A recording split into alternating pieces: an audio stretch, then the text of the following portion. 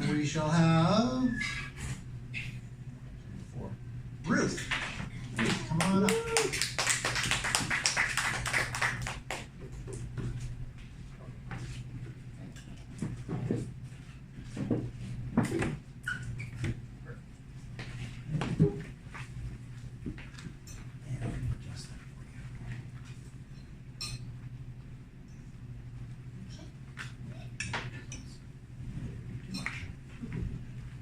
Is appropriate because the rain that we finally got is part of nature's healing.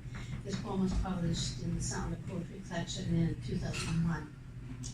I wanted to write about anger, then I looked up and saw the leaves of the maple trees blazing red as fire in the autumn sun.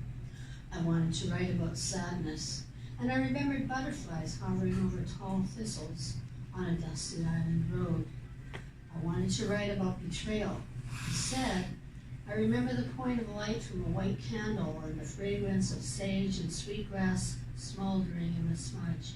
I wanted to write about sorrow, but I saw a crescent of golden beach and the sun sparkling on a teal-colored sea. I wanted to write about loneliness, then I remembered the joy of freedom.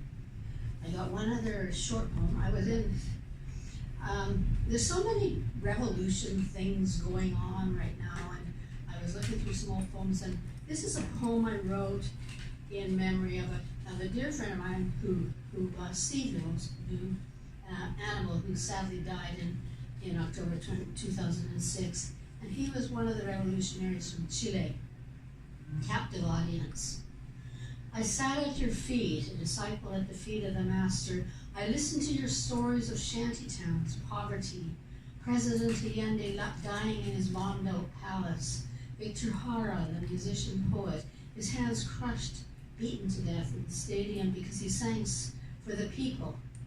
I learned about social injustice from you. You taught me well.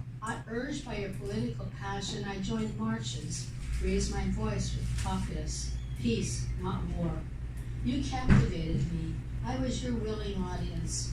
Your smile lit up my world like a blaze of Chilean sun. I absorbed every story you told. Hundreds of Chileans died, you said, tortured, beaten. Some dropped from helicopters into the sea. Thousands disappeared. You were imprisoned, ran for your life across the mountains into Argentina, disguised as a priest. Over glasses of Chilean wine red as blood, you told how you had to flee again, this time on a plane bound for Canada. I shared your anguish, though I could never truly experience your pain. Exiled, torn from your roots like a tree blown down in a fierce storm, this stormy life of yours enveloped me. I was swept into the vortex of your melancholy, submerged into the waves of your nostalgia, drowned in the sea of your despair. Wow.